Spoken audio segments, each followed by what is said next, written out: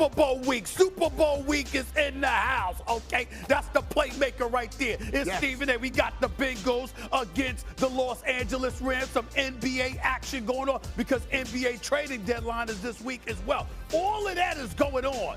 And I'm back in New York City. It might be gray skies outside, a little bit chilly, but Molly's in the house. Don't worry, I'm bringing the sunshine. The playmaker's here, and your boy is here. What the hell else do you need? First takes in the house. Let's go. Let's rock. Since I was 10 years old, this is what I've always wanted to do. It is no fluke. It is a fact. Long time coming. And they're one win away from a world title at Super Bowl 56. I wouldn't call it nervous. I would call it excited. One game. That's it. That's it. One game. Who you work for right here? How bad you want? All that training you did, everything you do is for this right here. Deep shot chase, caught, touchdown. Put it in my hand. It's over. Every time we touch it, we score. A two-handed grab, touchdown LA. I'm dominating. We know what's on the line. Ain't no better stage than this. One game away. There is no tomorrow. Let's go. Be great. Be great. Nothing less.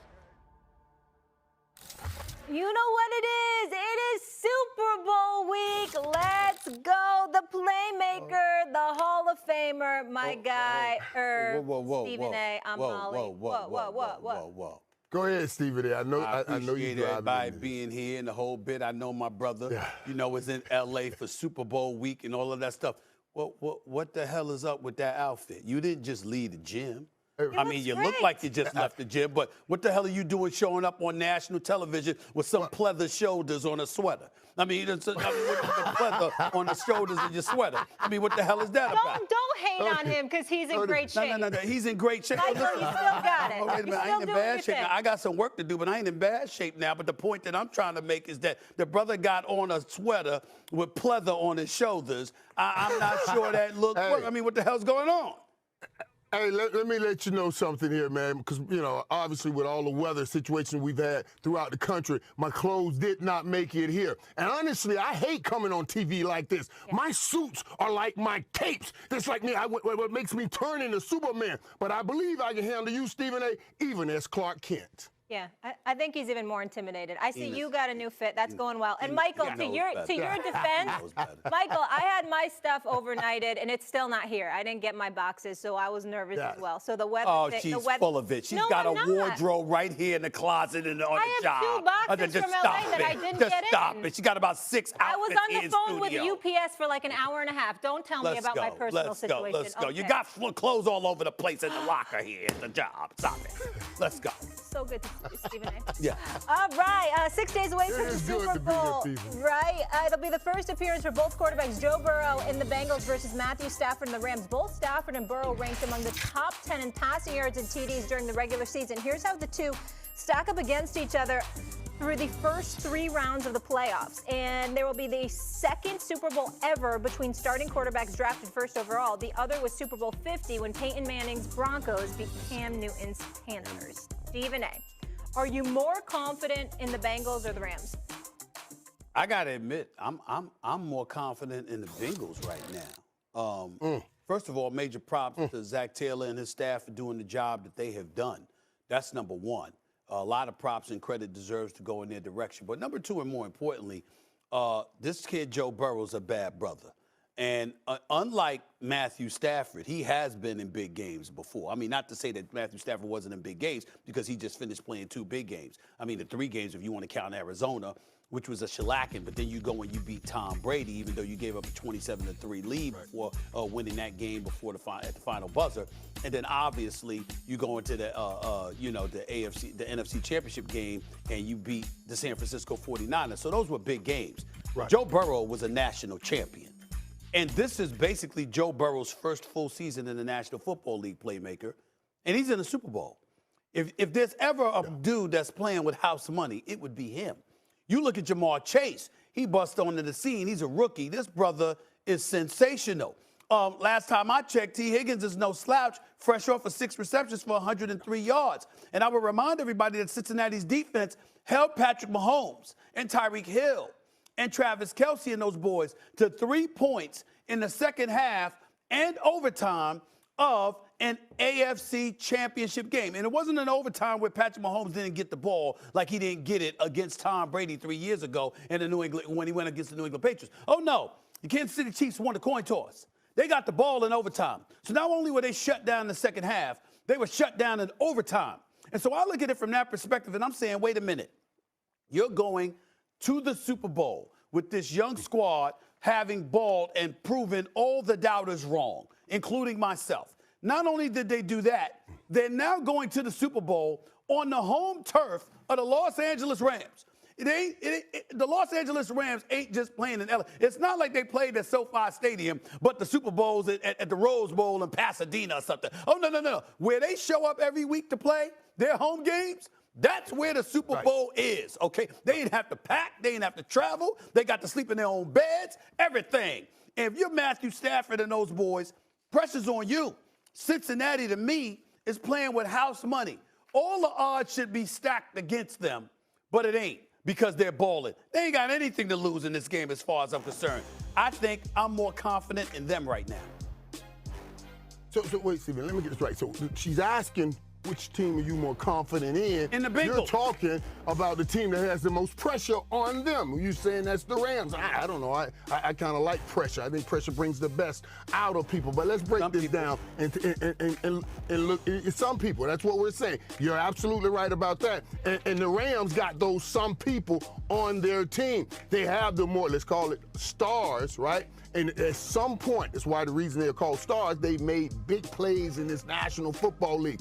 And playing at home on this stage, right here in front of mama, daddy, brother, sister, niece, nephew, cousin, everybody right here will bring the best out of this team. I'm more confident than in the Rams. The Rams got the experience here. This is not Sean McVay going up against the almighty Bill Belichick, Mr.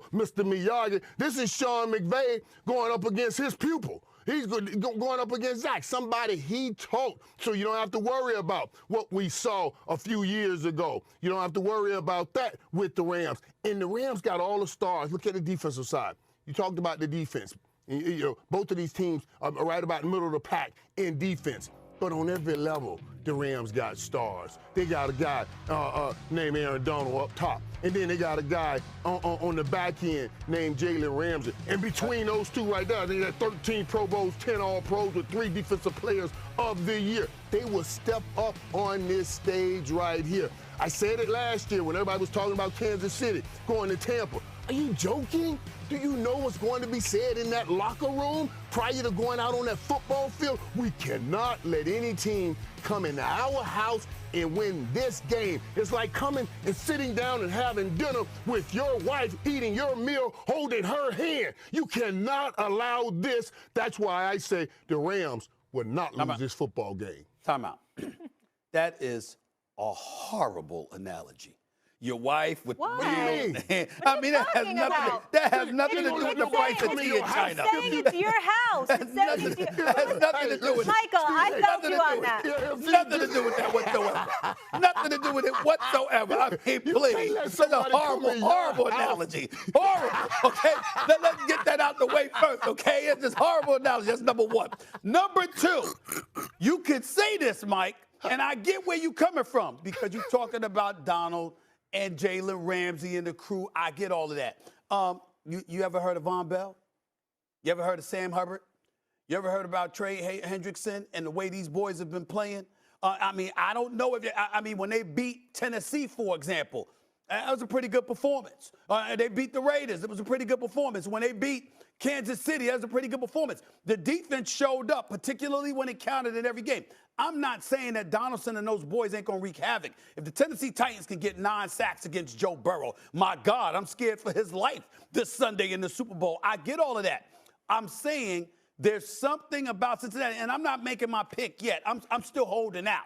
But there's something about the Cincinnati Bengals. When you ask about confidence, pressure breaks pipes.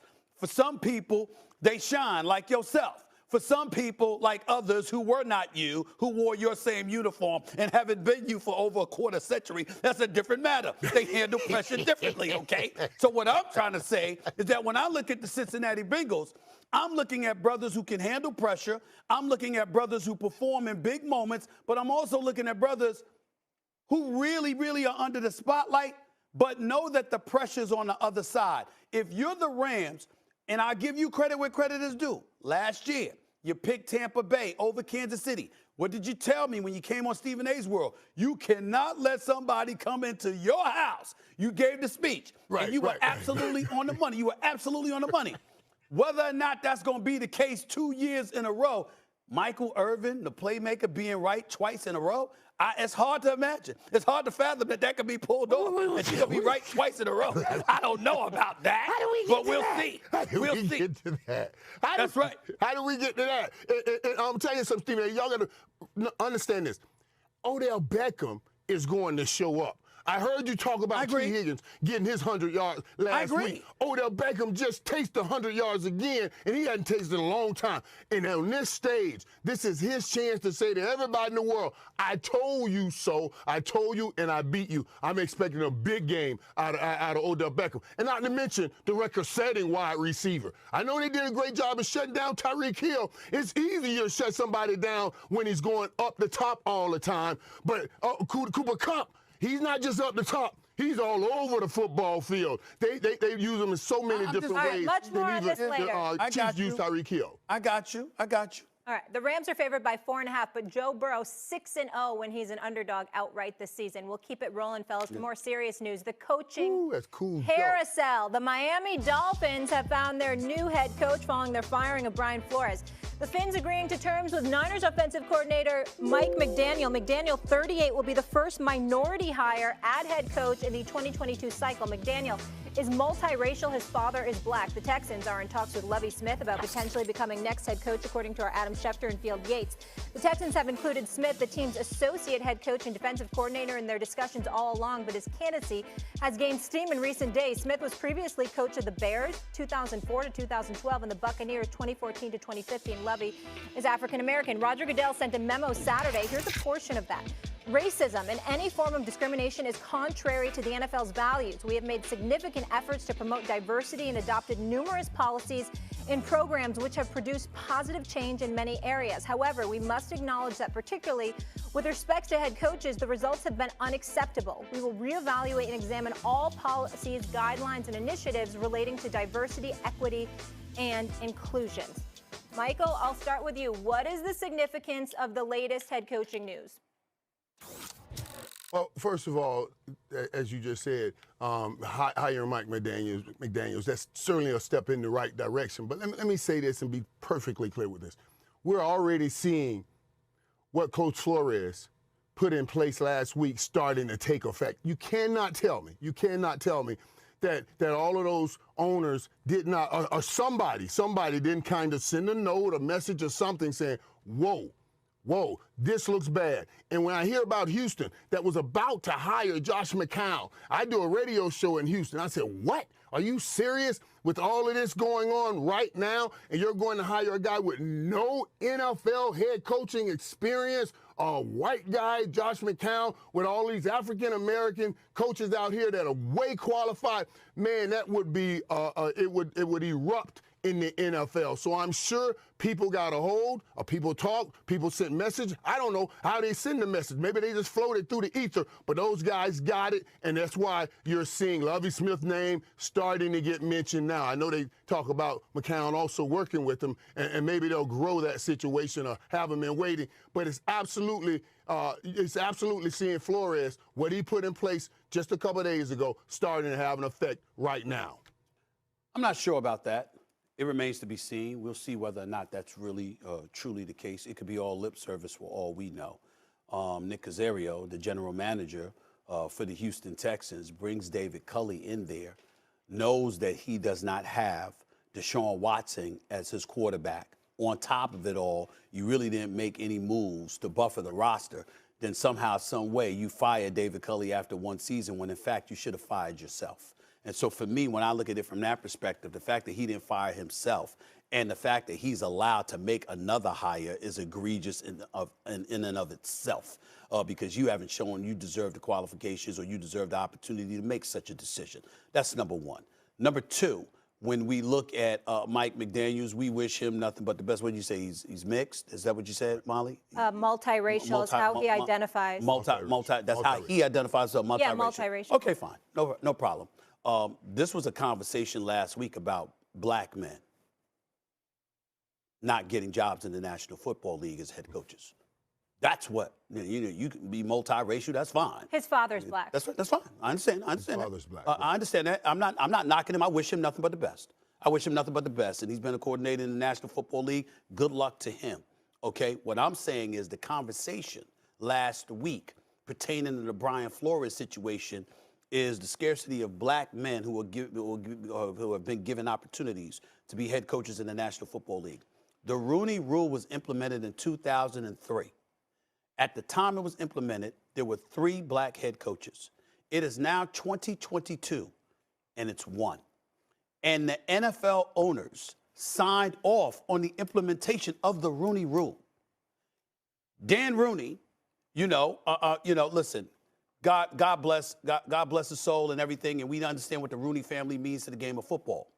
But you have current ownership with the Pittsburgh Steelers in Mr. Rooney that is on the diversity committee. John Mara is the owner of the New York Giants. He's on the diversity committee. And in the 100-year history of the National Football League, 100 years plus, the New York Giants are one of 6 teams that have never hired a black coach. But you're on the diversity committee. This is a problem. And so we see this mountains of evidence that you can point to where you have people associated with the National Football League that are famous for giving lip service. And now when noise is made about Josh McCown, here comes Lovie Smith. No disrespect. I love Lovie. Appreciate the fact that he was an African-American as a head coach for the Chicago Bears that guided them to a 13-3 record in 2005 and took them to a Super Bowl against the Indianapolis Colts, where Peyton Manning ultimately won his first Super Bowl against playing for Tony Dungy. Tony Dungy beat Lovie Smith in that Super Bowl. Lovie Smith, from that point forward, hasn't had raving success. Last time we saw him in that National Football League playmaker, he was 6-10 as the head coach for the Tampa Bay Buccaneers. That was a year after winning just 2 games. Right. They went 2-14. Okay? So, am I excited about the hire? No. Am I happy for him if he gets it? Yeah. But here's what really resonates with me. All of this Lovie Smith noise has come about because noise was being made, as you appropriately brought up, Michael Irvin, Josh McCown. Ladies and gentlemen, Josh McCown was an NFL player who has never coached on any level in the national, at all, in any position for the National Football League. Period. Didn't even coach in college. Now, I made noise when Cliff Kingsbury, who never coached on the NFL level, was given the job for the Arizona Cardinals. Okay? Because even though he didn't have success at Texas Tech, bottom line is he was a college football coach. Ladies and gentlemen, Josh McCown is just as much of a candidate as Lovie Smith or anybody else out there coaching. Absolutely right. High school. That's the problem. That ain't an insult to black coaches everywhere. What the hell is? Right. So in the end, what it comes down to is the National Football League, they put out, their memo. I'm not holding them accountable because I know that they have done a lot to address this situation. It's about the 30 owners because Kim Pagula for the Buffalo Bills, Asian American, she's an owner in Buffalo, and obviously Shad Khan, Pakistani American, he's an owner in Jacksonville. The other 30 owners are white. So what we really, really need to bring up is the need for black ownership. There's been plenty of black folks out there with some money that don't want to be parts of groups so they can have an ownership stake, a significant ownership stake in the National Football League. That's what we need to be addressing because the NFL owners themselves have proven they cannot be trusted. They cannot be trusted, and they're not going to change because they don't have to, because people are going to watch football and they're going to still pour money into the NFL's coffers, and those owners are going to get paid, and that's all they care about. They cannot be trusted. Real change is going to come about when we diversify ownership, period. Hey, Stephen, I absolutely believe you're right there, Stephen. But what I'm asking here is, do you not believe that if he had not filed that lawsuit, we would right now be sitting here talking about Josh McCown as the new head coach of the Houston Texans? I truly believe that we would be doing. I believe you. I believe you. I don't trust the Houston. I don't trust McNair. I don't trust Caserio with what he did to David Culley. I don't trust them at all. The only thing I can say about Caserio is that he made sure Culley got his money. Yeah. The man ain't going broke. Yes. That much, I give him credit for that. Right. But that's it. A high school coach. Have any idea how insulting that is? A high school coach was on the verge of coaching in the National Football League. White dudes in the NFL should be absolutely apoplectic and appalled by that. That a high school guy, even though he played in the NFL, a high school, forget black folks for a second. White coaches in the NFL should be absolutely appalled at that notion that a high school coach would bypass them to coach in the National Football League. You can't make it up. No. You can't make it up. To your point, you can't make it up. Change will really happen with diversity and ownership, and that's paramount. But what research needs to be done on Caserio's relationship with McCown or McNair's relationship with McCown to figure out what the hell that happened. All right, we'll have more on this later. Angela Rye will join us. Michael Irvin will be back with us after the break. Dan Orlovsky will be here too. But let's go to the association quickly, Stephen A. I don't know if the Nets can be trusted either. The road wasn't kind to them. Brooklyn concluding a 5-game road trip with their 8th straight loss, losing to the Nuggets in Denver Sunday afternoon, 124-104, despite interest in James Harden. According to head coach Steve Nash, James is where he wants to be. Listen for yourself. The trade deadline coming up Thursday. Have you had any, any further conversations with him about where you guys stand or even where his mindset is? No, I've talked to James. He wants to be here. He wants to be here long term as well. So I don't think anything's changed other than noise from the outside. James wants to be here. We're building with James, and we think we have the best chance to win with James. So, I don't think anything's changed on the inside, in our locker room, in our communication. It's just all the noise from the outside. Meanwhile, in Woj I trust, and he's reporting that Nets GM Sean Marks flatly refused to discuss dealing James Harden when asked by 76ers President Daryl Morey 4 weeks ago. Big Perk here with us. Good to see you, sir. I will get to you in just a second, but I'm going to start with Stephen A. Stephen A., should the Nets be open to Sixers trade talks with the deadline just 3 days away? Hell no. Not at all. And I'm willing to go as far as to say this. If Daryl Morey traded Ben Simmons to Brooklyn, which is not going to happen. My sources tell me that's not going to happen. James Harden is going to stay there at least through this trading deadline because he's made it very clear, like Steve Nash articulated, that he wants to be in Brooklyn, at least for the time being. Although I will say James Harden has a damn good relationship with his former GM, Daryl Morey. And if Daryl Morey's calling Brooklyn, Daryl Morey knows James Harden. Don't tell me they don't talk. They do. They have, at least. There's no way that I believe that Daryl Morey's making that call unless James Harden has expressed a willingness to play for the man, again, since he's now running Philadelphia. But, Perk, I feel very strongly about this. I think that if Daryl Morey traded Ben Simmons to Brooklyn, it would be one of the stupidest things that he has done in his career. I really do. Why? There's two teams. In my opinion, there are two teams, and one of them is not even an issue because they don't want Ben Simmons. They're fine with what they have. But there are two teams that you don't put a Ben Simmons on. It is Golden State and it is Brooklyn. Because those are the two teams where his skill set, what we lament about his lack of shooting ability, doesn't apply. Everything else that he does, particularly his stoutness as a defender. I voted for him for Defensive Player of the Year last year, Kendrick Perkins. Ben Simmons with Kyrie Irving and Kevin Durant in Brooklyn within the same division, not just the same conference, within the same division as Philadelphia, he would be a roadblock and an impediment to Philadelphia for years. Now, somebody might figure out how to beat them, but I'm talking about strictly Philadelphia, KP. Philadelphia, Brooklyn would be standing in their way because I don't believe in Embiid with a Harden would beat a KD, Kyrie, and Ben Simmons. I don't believe that. I believe Brooklyn would perpetually stand in Philadelphia's way. You don't trade a Ben Simmons to Brooklyn. You trade him out west, or you trade him to some team that ain't going no damn place. But you don't trade him to Brooklyn. You don't do it. That's where I stand, KP. Are we talking about the same Ben Simmons that we saw last postseason? The same Ben Simmons that's scared to take a layup?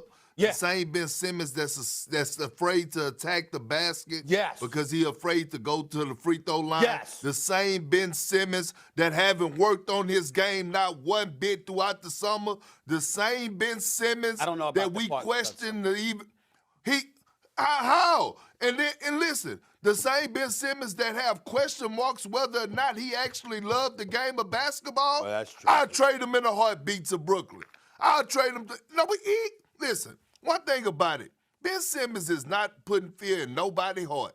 Nobody's heart. And if I had a chance, if I'm Daryl Morey and I had a chance to trade Ben Simmons right now, today for James Harden, and I could pair up James Harden and Joel Embiid, I'm doing it. They gonna be the ones to win the conference. They gonna be the ones to win the conference because right now, you crazy. You crazy. You want me to tell you why? Man, Joel Embiid, hey, Stephen A. Joel Embiid is a flat-out killer. He's my MVP. He's a flat-out killer. He's my MVP. And then you add, when you and then you add a James Harden with a Tyrese Maxey with a Tybo defending the way that he fending on that wing.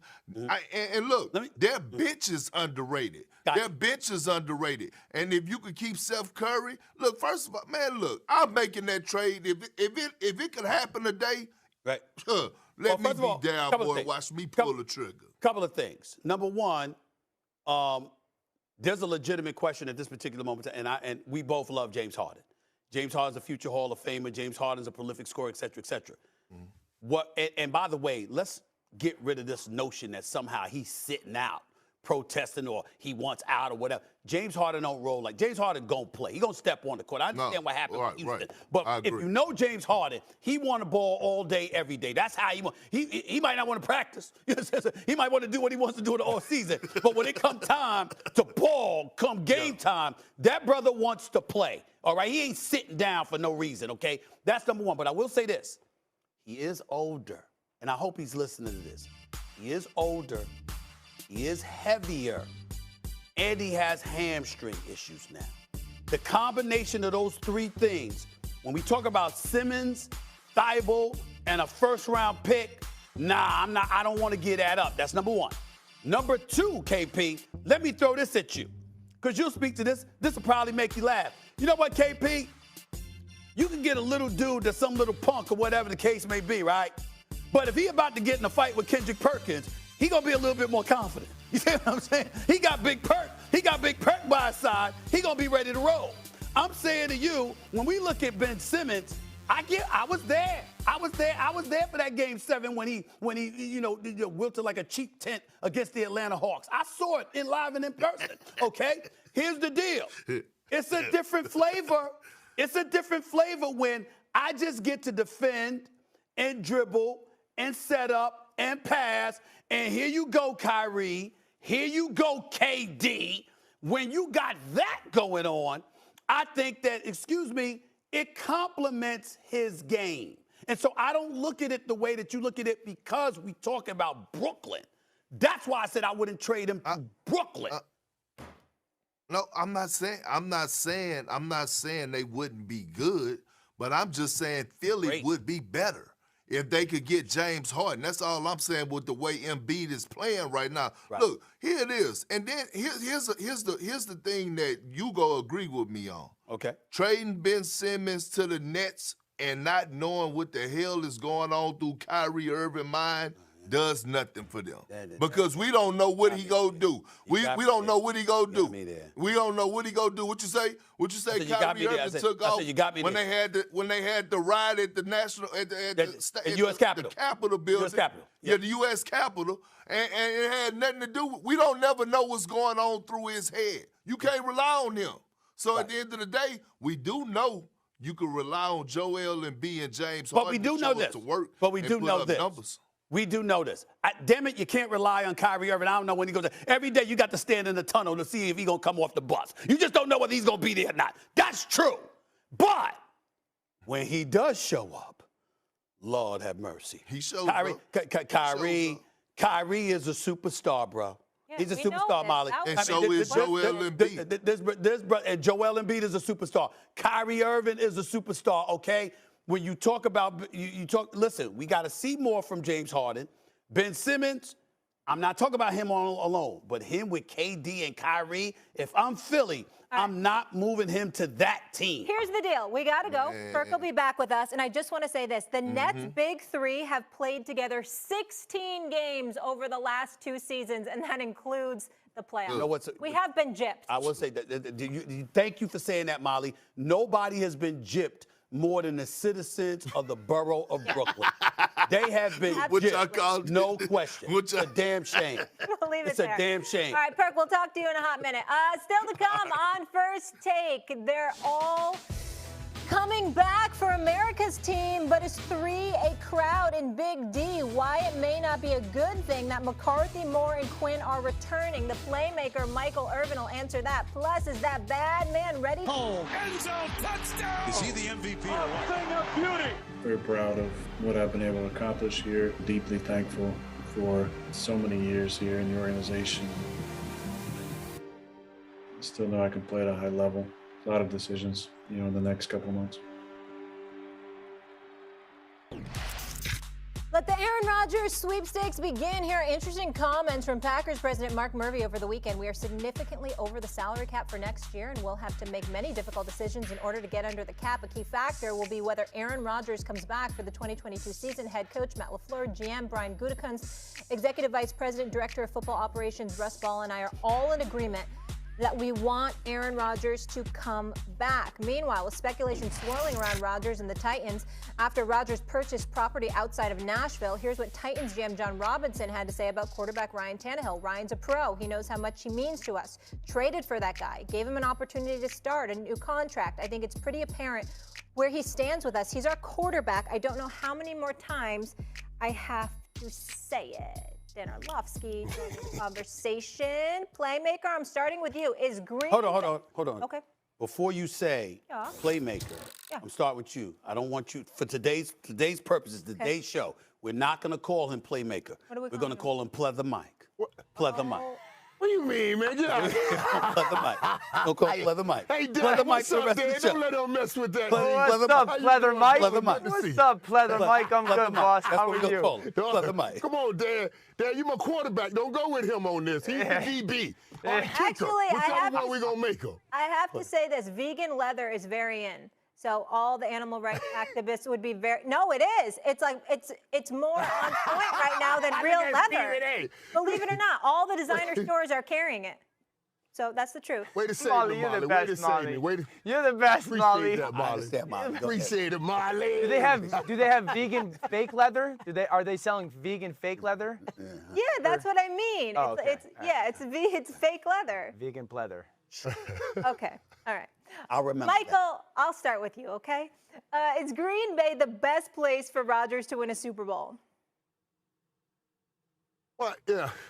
I like Green Bay. If we're doing a comparison over Green Bay in Tennessee, I'm saying Green Bay absolutely. I actually would say any Bay. Green Bay or Tampa Bay will be his best opportunity. I think in the NFC is his best opportunity. There's so much going on in that AFC right now with those young, great quarterbacks that are coming up. We all know all of their names, starting with one of those guys that'll be in the Super Bowl this weekend, Joe Burrow. So for Aaron Rodgers, looking for a team that has the talent that I think suit his skill set, that he can take. This team won 13 games last year. You give me one of those bays. You give me Green Bay, you give me Tampa Bay, but do not give me Tennessee and do not put Tennessee in. Stay in the NFC, Aaron Rodgers. You only got one Super Bowl in the NFC right now. Stay there to get your next. I can't believe what I just heard Pleather Mike say. I mean, this is unbelievable. I mean, he's basically encouraging Aaron Rodgers to run from competition. That's what he's saying. That's what he said. I knew you were gonna go there. look at all that heat. Look at all that heat in the AFC. You want to stay away from that. You want to stay. You don't want no parts of that. Come on. I'm giving you the gospel. All of that gibberish. Just stop it. When you that dude, it don't matter where the hell you go, because you ain't thinking about what you got to deal with. You think about what has to deal with you. That's right, Dan. You understand what I'm saying? You think about what has to deal with you. What did Matthew Stafford tell you when you sat out there and got in a discussion? Why would you make this throw? Why would you do that? And Stafford said, because I can and you can't. Why you got to always bring that up, Stephen A? Because what I'm saying is that's how great people think. Yeah. I'm not worried about the competition. They need to be worried about me. That's what great people do. So with that being said, what I would say to y'all is I don't give a damn what Robinson, the GM, said. Why don't you tell the people in Nashville, Tennessee, one of my favorite places to visit from time to time, why don't you tell them, we have a chance to get Aaron Rodgers, but we're going to stick with Ryan Tannehill. Why don't you say that publicly? Why don't you say that publicly? Now, you can say that when there's no obvious chance to get Aaron Rodgers. But if somehow, some way there was a chance to get him, if Green Bay said, hey, if Aaron Rodgers said, I wouldn't mind coming to Nashville, Tennessee, by the way, a state with no state income taxes, excuse me, I wouldn't mind going there. If Aaron Rodgers made that claim, if he put that out there, and you knew it's Tennessee, with the first of all, it ain't just Derrick Henry. Have you seen Foreman run with that football? Have you seen Hilliard run with that football? Their running game didn't dissipate dramatically, Dan, once Derrick Henry went down. The mic, it didn't happen. Didn't happen. Oh you got A.J. Brown. I mean, has anybody seen this? Listen, I'm telling y'all, has anybody seen this man? Has anybody seen this brother A.J. Brown play? Now think about this, y'all. You got A.J. Brown. You've got Julio Jones, even though he only played 10 games, he missed 6. You got some other pieces there, and you got that running game, and not one single receiver had over 1,000 yards receiving. Yeah. Not one of them, okay? Think about that for a second. And we saw, and then to top it all off, not only did Tannehill throw his interception, how the hell you gonna throw the interception on the first play of the game? I mean, everybody out there with the tailgate parties, partying, looking forward to talking to Dan Orlovsky and Pleather Mike and all of this. And what happens? What happens? Okay, he throws an interception before you had a chance to pass gas. I mean, damn. The point that I'm trying to make to y'all is that, look, if you the Tennessee Titans, with Vrabel as the coach, with that defense showing up with as capable as it is, with the three-headed monster at the running back spot, with guys like A.J. Brown up in there, if Aaron Rodgers was on the Tennessee Titans, I don't think we'd see Cincinnati in the Super Bowl. I think we'd see the Tennessee Titans. Okay. So you like this. All right. Man. So, Stephen A., you've heard that I've talked about, kind of what being on a team taught me, playmaker. This is when I got your back, okay? When you wear what you wore on First Take last week, on Friday, you have no room to talk about what this man is wearing right now. What's wrong with that? When you wore that doodoo colored blazer with the hoodie underneath, trying to look like the backup dancer for B2K, you cannot talk about what Michael Irvin is wearing. You have no style. You got to be kidding me. I was the first person who wore that style. You talking to me? Can I just revisit one thing? Do we have a picture of that? Dan asked me, is there vegan pleather? Vegan means no animals. It means the leather is pleather. But listen, I'm a public school kid too, but I just had to clear that up with you. Public schools, you can tell. You can tell. We went to UConn. You talking about him with the shoulder pads. You wore a doodle brown sport coat with the black hoodie underneath. Yeah. You looking like you're a backup dancer for some boy band back in the day. That's a whack analogy. No, it's a good analogy. That's a whack analogy. It's a good analogy. It didn't look good. It didn't look good. First of all, yes, I did. I looked very good. I must say, I looked very good. I wore that 2 years ago on TV. You made fun of me for it. The drip game was tight. Don't be jealous. He wore it 2 years ago. That was a new Tom Ford jacket. That was fly too. Okay, you know what time it is. I understand. I understand that it's not something you could rock. Listen, I wore it 2 years ago. Come on, man. You know better. I wore it 2 years ago. Your wife you made fun of me Dan for it. Orlovsky. You're in no position to question me. Your wife dresses you. do. I wore it 2 years ago, breaking down tape about the Indianapolis Colts against the Houston. When you had on your high water slacks, when you had on your high water slacks, you made fun of me for it. Showing your calf brace or whatever. It was so high. Listen, there's nothing I like more than talking trash, but I also like this Aaron Rodgers subject. And I don't know if we're reaching and reading the tea leaves here because a lot of people are buying property in Nashville right now. We all know why. But Dan, where are you on this as a potential fit? I think the best chance for Aaron Rodgers to win a Super Bowl is to stay in Green Bay. If the Green Bay Packers have the same mindset like the Tampa Bay Buccaneers did 2 years ago or the Rams have done this past offseason, sacrifice the future for right now. Go all in. And I know a lot of people think they did this past year, but they didn't. Brian Gutekunst, their general manager, has done an awesome job of really building for the future, but also having really good football teams at the same time, which is very difficult. Take some of those picks of the future and invest in making one final run this season. You want no part of the AFC. I have said this. The AFC is a death sentence for quarterbacks to go try to win a Super Bowl. You got to go through Joe Burrow. You got to go through Patrick Mahomes. You got to go through Josh Allen. You got to go through Lamar Jackson. You got to go through Justin Herbert. Those are 5 dudes that you have to go through just to get to the Super Bowl. In the NFC, with a very good football team who the Packers are, you got to really fight the Rams. You got to maybe knock off a Russell Wilson. We'll see what happens in San Francisco. The likelihood of you having a much easier road in the NFC is so greater than the AFC. There's been 55 Super Bowl winners, 55. 47 of them won their division. You can't go to the AFC and thinking your road is... Stephen A., here's the difference between your thought process of, well, greatness doesn't back down. It's not a one-on-one sport. If this was boxing or golf, I was coming back to that. Playmaker, when Tom Brady left the Patriots, he left the Patriots not because he thought, well, the AFC is so... He left the Patriots because they were depleted from talent, and then the NFC was going to be a lot easier. He ends up winning a Super Bowl. Right. And I absolutely agree with you on that, man. It's not a one-on-one battle. As a matter of fact, it's the most team-oriented game that you can play. There's no such thing as individual isolated success. So, yes, I'm a bad man, as we call him, a bad man. But everybody else around me, they have to play to get me in the Super Bowl. Even though I must say this, I love that Vrabel's a great coach. And I would love to see Aaron Rodgers with a coach like Mike Vrabel. That's a great dude that makes sure he knows he always has great offensive, defensive lines. And Aaron Rodgers, yeah, I would love to see him. But Green Bay is his best bet. That's his best bet, or the Tampa Bay, one of those bays. First of all, Pleather Mike, let me say this, man. Let me say this, okay? You're going to carry this all day. You're going to carry this all day.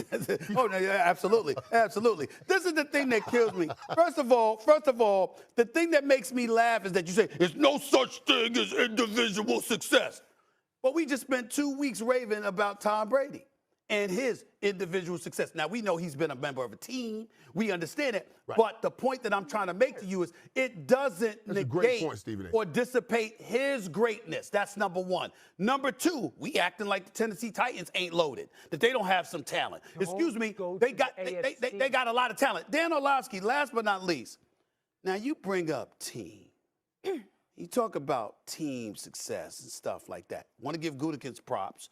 Mark Murphy, who was disrespectful to Aaron Rodgers in the past, it doesn't mean that they haven't done a good job. Let's give Green Bay some love in that regard. But Dan Orlovsky, I mean, it's not you, because you're great. I just have a hard time when you're talking about team and team success. Weren't you a Detroit Lion? Isn't that like an oxymoron? You know what I'm saying? Detroit Lions and team success. I mean, isn't that what that is? I mean, isn't that what that is? I mean, are we really supposed to get caught up in a Detroit Lion? Talking about, I mean, come on. Come on, man. No, that's a fair point. Fair point. Just tell me, what team did you play on in the NFL? Like, what team did you rock with? None. Yeah, Dan, I'll give you one better. Not only did I never play in the NFL, I never tried to play football. I never wanted no parts about football. We know you couldn't football get at all. At all. I never thought about it, okay? I watched from afar with complete disinterest in a Detroit Lions and still know how inept they were. You're such a hater. And still know how inept they were. That's why you're so happy for Matthew Stafford. Tell me, why are you happy for Matthew Stafford? You know why you're so happy for him? Because his talents were not represented and appreciated enough when he was a Detroit Lion. Because I know he had a bad team. Because, exactly, a bad franchise, not just a bad team. No. A bad team implies a year or two here, not decades of ineptitude. I know he was going to That's get a bad franchise. All I right. know he was going to come back to that. All right. Play the mic. You all right? Enough Detroit slander. A bad decade. Play the mic. Deal with it. I'm telling the truth. Play the mic. I'm telling the truth. Michael, Monday, I hope you wear a full pleather suit for Super Bowl Monday. Don't do that. Don't do that. He would try that. He would try that. I was going to send you a nice bottle of wine and say thank you for having me on the show. I'm gonna make a bet with Dan. I'm gonna make a bet with Dan Orlovsky's one of these days, and when he loses the bet, I'm gonna make him come to work with one of pleather Mike's pleather suits. That's what I'm gonna do. That'd be hilarious. All right. Everybody's coming back. Up against commercial break. We're up against it here. This guy's on one today. Still to come on First Take, he scored how many points? Another monster game continues to prove Stephen A. may just be right about Embiid for MVP. And two of the greatest duos in the entire league facing off. But who would you rather have, Burrow and Chase or Stafford and Cup? You don't want to miss that debate. Keep it locked. It's First Take. Sorry about that. Yes. But you won't be sorry about this. Fresh hour of First Take coming your way as we kick off Super Bowl week. Matthew and Cooper or Joe and Jamar. Which dynamic duo would you rather have? You don't want to miss that debate. And the Nets continue to put the L in Brooklyn, losing their 8th straight last night. So what does this mean for Kevin Durant? Stephen A. breaking it all down. Big Perk will be here. But first, the Miami Dolphins have found their new head coach following their controversial firing of Brian Flores. The Finns agreeing to terms with Niners offensive coordinator Mike McDaniel. McDaniel, 38, will be the first minority hire at head coach in the 2022 cycle. McDaniel is multiracial. His father is black. Miami was also interested in Cowboys offensive coordinator Kellen Moore, but Moore staying in Big D. Our Adam Schefter tweeting this. And so the Dallas Cowboys now get to keep both their coordinators. That was a concern. OC Kellen Moore and DC Dan Quinn. Here's Jerry Jones Friday on Quinn. All of us wanted Dan to stay. That was a key to our continuity here. Every one of those 3 coaches have said they'd love to be the head coach of the Cowboys. Every one. And so my point is, in my mind, that has a lot of logic as to why they might not take a job now rather than one or wait and see how the cards go in future. He's certainly qualified. He's very qualified. If I didn't have a coach, I would have been interviewing him for coach. Mike knows that someday somebody will be coach of the Cowboys other than him. Playmaker. Your guy, Big Jerry. Playmaker, is this a positive or a negative that Dallas is retaining the coaching staff in terms of the head coach and the coordinators? I have to check myself sometimes when I hear some of the things and some of the rhetoric that I get coming from people sometimes. Are you joking? Are you guys joking? Why are we asking a question like this? Continuity is always a good thing, and if you have an opportunity to retain your coordinators who at one point led your offense to be the top offense in the NFL, finished the season number 2 in scoring, number 1 and number 2 in total, number 1 in scoring. On defense, you had a defensive coordinator who had you number 1 in turnovers, number 1 on third down, getting back both of those guys with the talent that they have because they know how to use that talent. How is this a bad thing? This team won 12 games last year. I'm listening to people and I'm saying, how can we make this a bad thing? Yes, they did not win in the playoffs. Yes, that's an issue. You got to come back. You got to play better. But you got to shore up an offensive line. I don't understand why we are having this conversation. It is absolutely a great thing to keep your coordinators when they coordinated a unit to these kinds of numbers. Why are we having this conversation? I don't know, Stephen A. Well, the same reason we're asking why you're wearing pleather, the same reason that we're applauding you for getting a haircut because you had it all year until this morning. The same reason, a whole bunch of stuff. I mean, we ask these questions because they happen to be pertinent at that particular moment. I mean, that's what happens, okay? That's what happens. But here's the deal. Here's the deal. I want to shock you a little bit here, Michael Irvin, by getting a little serious on a couple of items involving the Cowboys. Number one, Jordan Lewis, and I brought this up Friday, I'm going to bring this up again. He tweeted out something about me last week and called me a name or whatever because he had a problem with me, all of this other stuff. My brother, relax. We're having fun. I troll Cowboy fans. They troll me. I'm the same dude that rolled up in Dallas, down the block from the stadium, for crying out loud, hosting First Take from there with the lovely Molly Q, all right? And we had a whole bunch of, I was surrounded by Cowboy fans trolling. Everybody. It's what we do. It's all in fun, bro. It's all in fun. Ain't no harm. I grew up hating Cowboy fans. I don't like them now. But I love them, but I don't like them. You see what I'm saying? It's just all in fun. It's good, and it's frenemies. It's good frenemies to have. That's number one.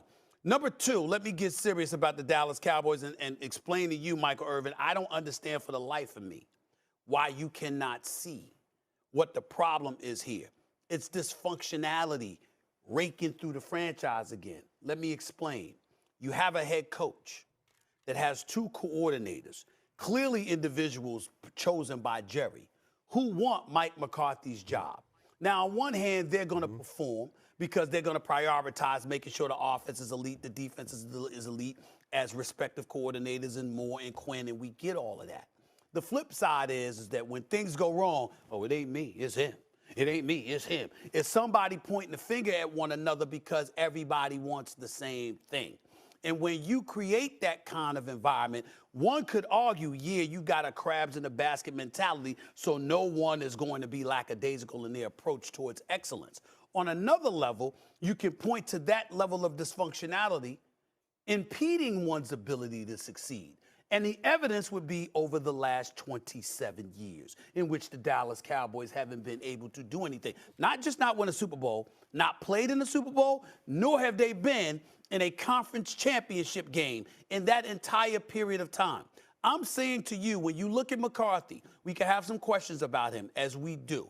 We can look at Kellen Moore and we can say, all right, he did a good job, but late in the season, they faded just like they did the prior season, okay? We can look at Quinn. You upgraded the defense significantly, but was that really you, or was it the ultimate indictment against Mike Nolan, who never had any business being the defensive coordinator the year before, picked by Mike McCarthy out of the scrap heap? The last time we had seen him as a coordinator was in 2014 when he was guiding the Atlanta Falcons to being one of the worst defenses in the National Football League. Yet somehow, some way, 6 years later, this is your defensive coordinator. So a lot of times we got to put things in its proper perspective and recognize the fact that what you're doing is saying, okay, these are the personnel that we have in place. Everybody's after the same thing. So the priority is going to be there. But what you don't have is, quote unquote, a team. You have cliques. Now, that worked in Chicago one year when Mike Ditka was the coach, Buddy Ryan was the defensive coordinator, and both of them got lofted upon the shoulders of players and carried off the field when they won the Super Bowl, shellacking the New England Patriots, Steve Grogan and those boys, if I remember correctly. The point is, still in all, that's what you could potentially have here. And I don't believe that is a good thing for a team trying to ascend. Everybody needs to be on the same page. They don't need to be on their own page. As you would say, it ain't about right wing. It ain't about left wing. It's about the ring. It's about that okay, ring. It's about that ring. And what I'm saying to you is that right wing, left wing, as opposed to the ring, appears to be the ambiance that Jerry Jones has created here. And I'm not so sure that works for y'all. Yeah, but listen, Stevie. First of all coaches want to be a head coach. At some point, that's why they are working. They all want to climb that ladder. Now, I want to push back on you when you talk about, having harmony in your coaching building, in your locker room, in the coaching. Mike Nolan was harmony. He was harmony because that was your boy. but he wasn't good for a football team. So I push back on all that, having that harmony. Bill Belichick worked it with Bill Parcells. I mean, I know you brought up the Chicago Bears, but that also worked with Bill Belichick and Bill Parcells when they were with the Giants. So this can work. And both of those guys went on to become head coaches. But they were boys. They were boys. Yeah, exactly. Exactly, that's what I'm saying. So having Mike Nolan there, having a friend there, you need to hire the right people. That's what they have right now. And you talk about a dysfunction. The dysfunction don't bring about number one rankings. These are number one rankings that the Cowboys held pretty much the whole season. Offensively, they were up there. Defensively, with Dan Quinn as the defensive coordinator, everybody should be saying, how in the hell did the Cowboys keep both of these coordinators and they did not get away? And everybody's saying, why in the hell would they keep them? I can answer that. If you Kellen Moore, no matter how good you've been, if you can't win a damn playoff game with Dak Prescott, Ezekiel Elliott, Tony Pollard, Michael Gallup, obviously Amari Cooper, CeeDee Lamb, Schultz, Wilson, and those boys, excuse me, that's not glowing. If you're Quinn, the defensive coordinator, we do remember you the last time you were head coach. You did guide the Atlanta Falcons to the Super Bowl. You deserve all the credit for that. But you also lost a 25-point lead in the second half of a damn Super Bowl. All you had to do was run the football. Michael. You kept throwing it. And on top of it all, your nose dived from there. There's a lot of reasons they ain't the head coach. You talk about the ring. It's not a regular season award. Shanahan. It's not a regular That's what season Cal award. Shanahan was running the offense. I understand that. We held him accountable for that. By the way, Nurse Betty, very nice shoes. Go ahead. Why am I Nurse Betty? I told you. Hey, Molly, I told you, Molly. These shoes out said everybody and everybody in the way. Just like I'm your wearing dark shoe today, man. lime green zebra. Right. But I'm going to get you. I'm going to treat you to a pair of glasses I need. You got on goggles, Spiano glasses. Oh, I mean, coming down to your cheek. I think it needs. Can I live? I can't see. Can I live? Okay. All right. Coming up on First Take, Batman and Robin. Fashion Police coming in hot today. Michael and Scotty, Joe and Jamar. Or is it Matthew and Cooper? Which is the better dynamic duo in this Super Bowl? You don't want to miss that debate. And the Dolphins have found their next head coach and Niners offensive coordinator Mike McDaniel. How will this impact the state of hiring in today's NFL? You don't want to miss that compelling discussion. Cooper Kupp and Jamar Chase ranked first and second in receiving yardage this year, including the playoffs, making it the first time the top two receivers in the receiving yards have met in the Super Bowl. No matter how you slice it, Kupp and Chase are at or near the top of any receiving yardage split this season. Dano would have liked to play with either of those guys. I'm going to start with you here, Michael. Which Super Bowl duo is better? Oh. Boy, when we have these kinds of discussions, let me tell you something. Both of these dudes are great. I sat down with Jamar Chase this week, and I even asked him about Cooper Kupp. He loves Cooper Kupp, thinks he's one of the greatest receivers in the league right now. But if you ask me which duo I would take, I'm going to go with the young guys, Burrow and Chase. These two dudes, I believe, sets apart from the other duo in this way. One-on-one, if I just need a guy to go out and beat a man, I need you to go and beat that man right there. I'm taking Jamar Chase to do that. And he can do anything on a football field. Any route you want to run, he can beat you deep. He can play short to intermediate. All three levels of a defense he can attack. Now, with Cooper Kupp, I love Cooper Kupp. I love what they do with the Rams.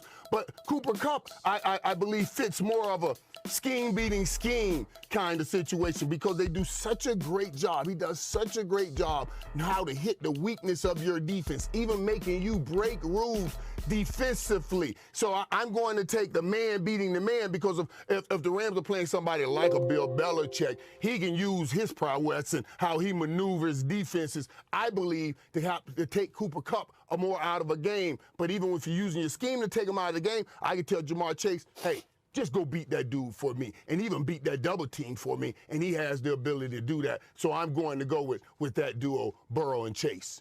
Yeah, playmaker. Obviously, when it comes to the wide receiver spot, I'm going to 100% lean on you and the guy that you like as a better wide receiver. Duo-wise, though, I'm taking Stafford and Cooper Kupp. Cooper Kupp broke records this year. I mean, statistically, with the playoffs, he has the best receiving season in the history of the NFL. Calvin Johnson had the best when it came to yardage in the single season. Cooper Kupp is second. Michael Thomas had 149 catches a couple years ago. That broke the NFL record for catches in a single season. Cooper Kupp was second this year. He had 145 catches this year for 1,947 yards and 16 touchdowns. And I get your point that they move him around and give him the choices kind of to beat coverage. The thing is, they only can do that because he's capable of doing it. I've been on offenses that we've done that with guys, and you sit there and you go, can't do it. Like, I love the play.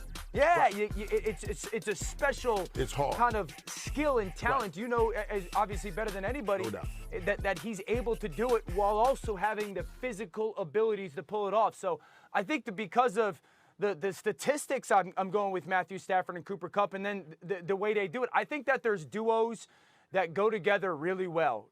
Burrow is one of them with Chase, Stafford, and Coop. I think there's duos that don't go together really well.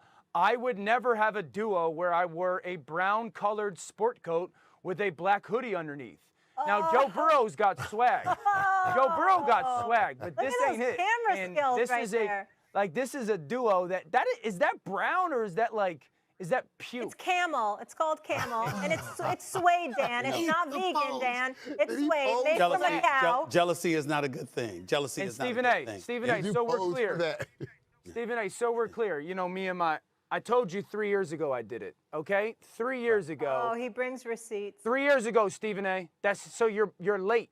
That's 3 years ago. Hold on, tell me. You were It had nothing to do fiddle. with being late. First of all, the drip game isn't even comparable. That's number one. Number two, your jacket. Come on, your jacket compared to mine. I mean, come on, man. I mean, listen, this is not even. It's like you're not even in the same stratosphere. So I'm just gonna move on and get to Pleather Mike and what his points were. And I'm not. I'm just gonna leave Elvis alone for now. I'm gonna leave Elvis alone. Question first, though. Can I ask one question? Because we talked about this. Yes. Don't call me Nurse Betty. Yes, That I don't like. With shoes. I don't like Nurse Betty. I'm not cool with that. I take a lot. Okay. Hey, Dan, did you win anything on Friday?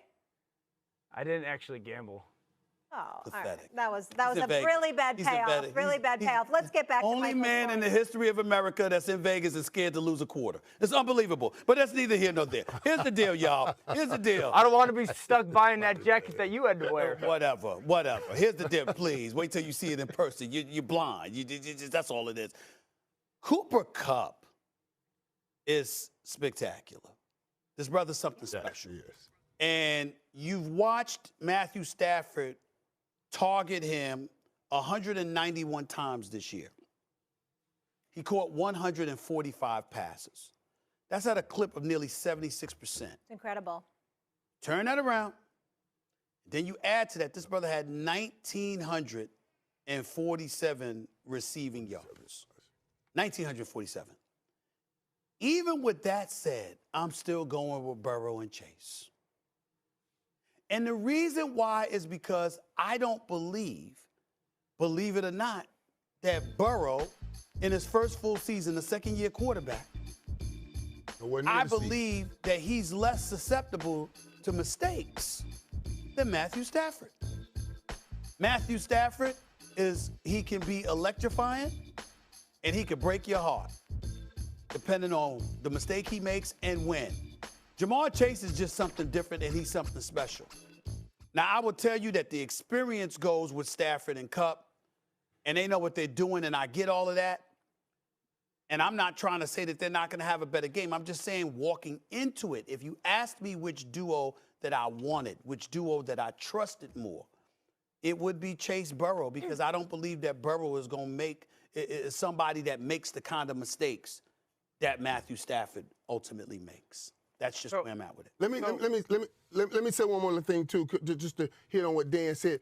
Dan is absolutely right. I can't tell you how hard that is to do what Cooper Kupp does. So me talking about it, that doesn't take anything away from it. I wish I could do it. I could have extended my own career, but I couldn't play inside like that. Because when you're playing inside, it's not just knowing how to get open. You got to know when to be open. At exact amount of time. Timing has to be perfect. So what Cooper Kupp does is out of this world.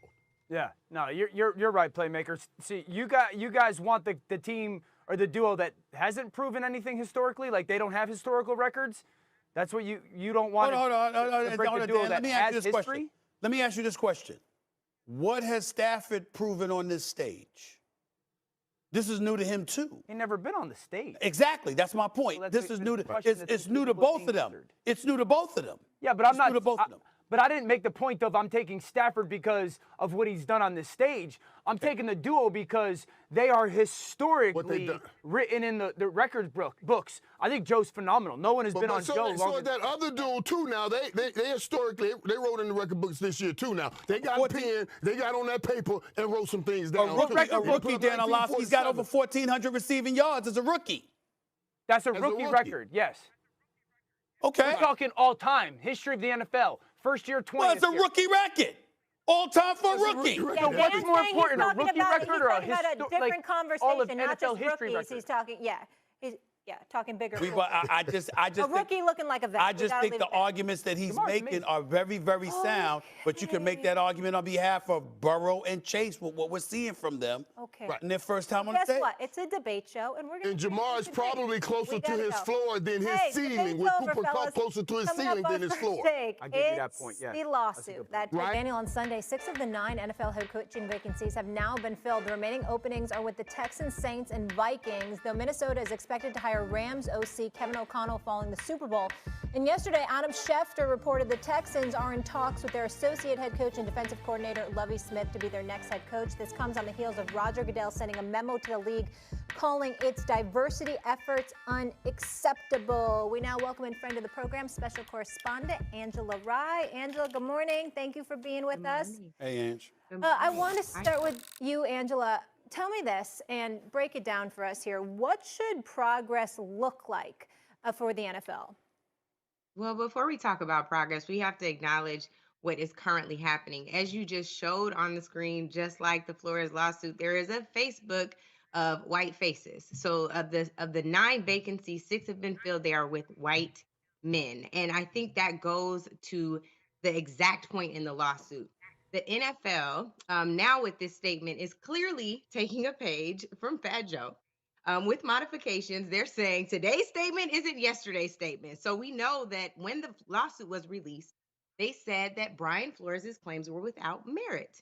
Well, now they're saying that perhaps there is some merit, right? And I think we have to acknowledge that them saying the results have been unacceptable, particularly as it relates to head coaches, isn't really sufficient because it's also denying the fact that there's an offensive coordinator's issue and there's a defensive coordinator's issue. And in some people's minds, this rises to the level of GMs and vice presidents and other executives, et cetera. So progress looks like real change. One of the first things they need to do is evaluate the fact that there's another Facebook page in Flores' lawsuit. There are no Black owners in the NFL. A lot of this won't shift until ownership and people in positions of power also change.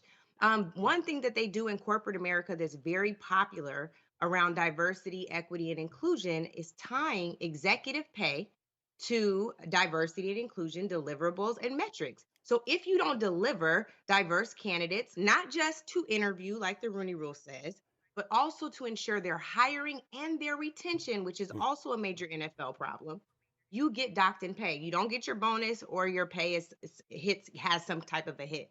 I think in addition to that, one of the things that we have to acknowledge as well is Roger Goodell doesn't have a whole lot of power over the owners. And so one thing that the NFL could build in are penalties. They have to call a flag on the play at some point. Otherwise, bad behavior gets reported. There has to be a penalty for what they're doing wrong.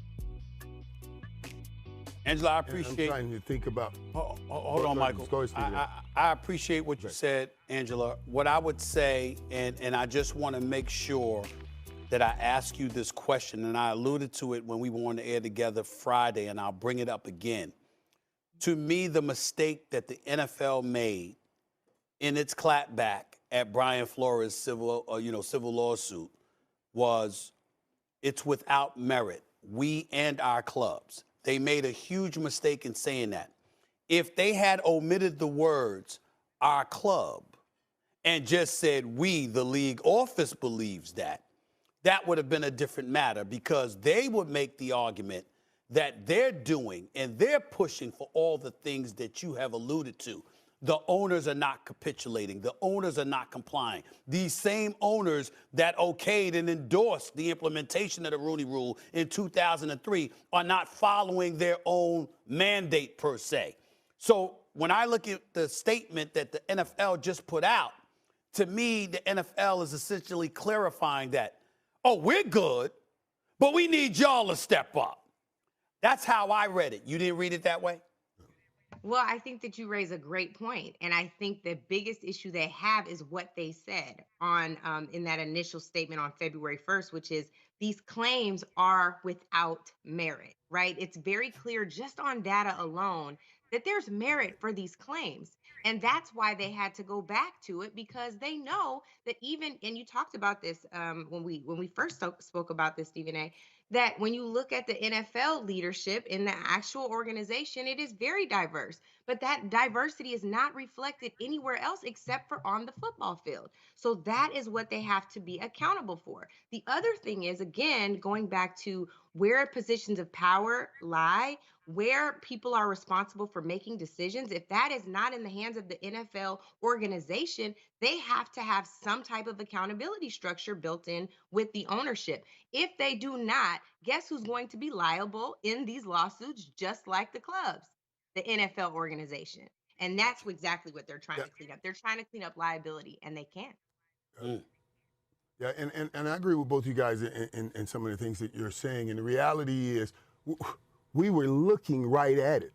Brian Flores brings out this lawsuit, and then the next 2 days we're hearing about Josh McCown about to get this job, and everybody went in uproar. So I thought the NFL should have said we're looking into these things and spoke like Stephen A. said, hey, in this office we're doing all that we could. But our eye gate is seeing that they're failing. You know, when you right now, when the Rooney Rule started, they had 3 head coaches as an African American, and now you have 1. And we could talk about the multiracial guys getting jobs, but as Stephen A. talked about earlier, we're talking about black faces here. We're talking about African Americans getting getting some opportunities when you have over 70% of the league being African Americans. It's about reaching those owners that make the decision. I would ask this. I was trying to figure out, how do you incentivize people by paying them or docking pay in a sport like the NFL, and a meritocracy?